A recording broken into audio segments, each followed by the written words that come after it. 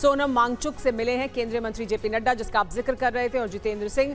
मेदांता अस्पताल में 1 घंटे से ज्यादा बैठक चली है, उनके साथ मुलाकात हुई है। वांगचुक से कहा गया है कि संसद में सरकार चर्चा करने के लिए तैयार है।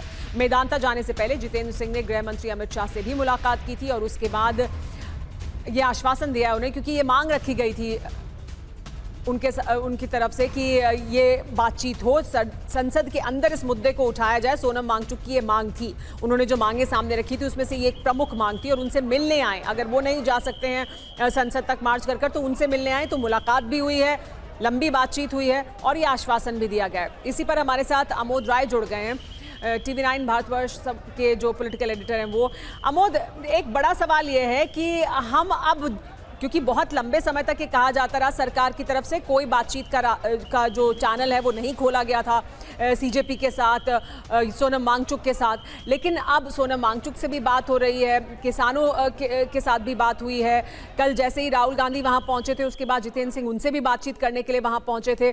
तो दरअसल एक तरह की, और हमने देखा है पहले जब किसान आंदोलन हुआ था तो कितना समय लगा था, 1 हफ्ता लगभग लग गया था जब जाकर बातचीत शुरू हुई थी।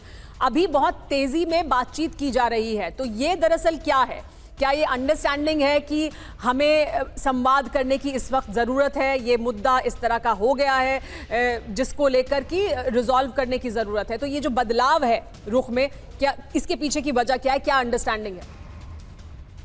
देखिए सुबह, सरकार इस बात को बखूबी जानती है कि मुद्दा चूंकि युवाओं से जुड़ा हुआ है, देश के युवाओं से जुड़ा हुआ है, और इसको लेकर जिस तरह से एक विरोध प्रदर्शन लगातार हो रहा है, वो चाहे CJP के अंदर हो रहा हो या राहुल गांधी को लेकर हो रहा हो, राहुल गांधी के जरिए हो रहा हो, ये एक ऐसा मुद्दा है जो हर घर तक पहुंचता है। लिहाजा इस विषय की सेंसिटिविटी को समझते हुए केंद्र सरकार पूरी तरह से एक्टिव है, और इसी एक्टिवनेस का ये प्रमाण है कि लगातार सरकार के स्तर पर भी बैठकें चल रही हैं और जो स्टेक होल्डर्स हैं उनसे भी बातचीत हो रही है। कल सोनम वांगचुक से मिलने केंद्रीय मंत्री जितेंद्र सिंह और पूर्व पार्टी अध्यक्ष जेपी नड्डा जो केंद्रीय मंत्री हैं वो भी गए थे, और सोनम वांगचुक को बताया गया कि पहले तो उनके स्वास्थ्य की जानकारी ली गई और बताया गया कि केंद्र सरकार अपने स्तर पे क्या कर रही है। सोनम वांगचुक प्राथमिक तौर पे ये मांग कर रहे थे कि इस मुद्दे पर चर्चा होनी चाहिए, बहस होनी चाहिए, और इससे एक बेहतर व्यवस्था निकल कर सामने आनी चाहिए जिससे छात्रों का नुकसान या उनका जो अहित हो रहा है वो रुक सके, उनके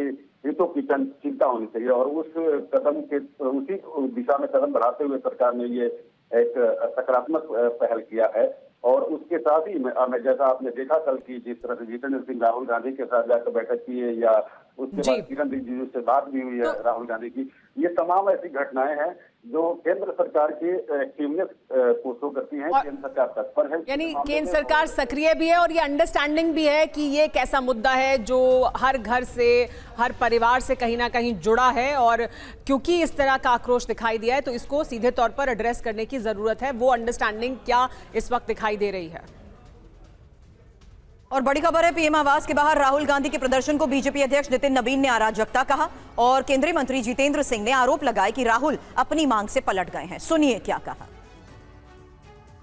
नेता प्रतिपक्ष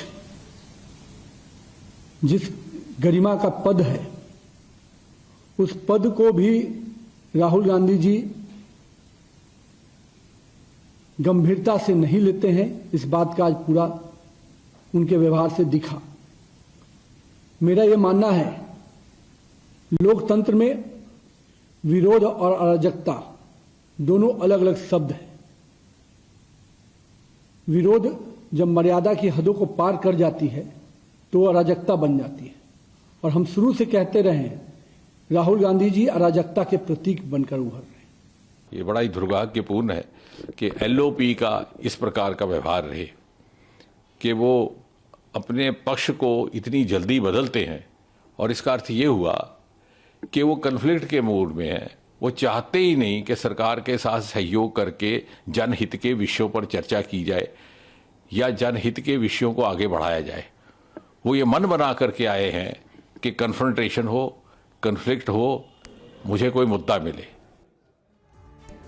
और जिनके इस्तीफे की मांग कर रहे हैं राहुल गांधी, उन्होंने क्या जवाब दिया है वो भी आपको बता दें। धर्मेंद्र प्रधान ने राहुल गांधी को जवाब दिया है। पीएम आवास के पास धरना गलत, ये कहा है धर्मेंद्र प्रधान ने। उन्होंने ये भी कहा कि राजनीतिक सुर्खियां बटोरने के लिए किया गया ये हंगामा। राहुल गांधी का मकसद समाधान खोजना नहीं है, ये कहना है उनका। छात्रों को राजनीतिक हथियार बनाया जा रहा है। राहुल ने बहस की बजाय राजनीतिक तमाशे को चुना। कांग्रेस के प्रदर्शन से जनता को परेशानी हुई है। सरकार सदन में नीट पर चर्चा के लिए तैयार है।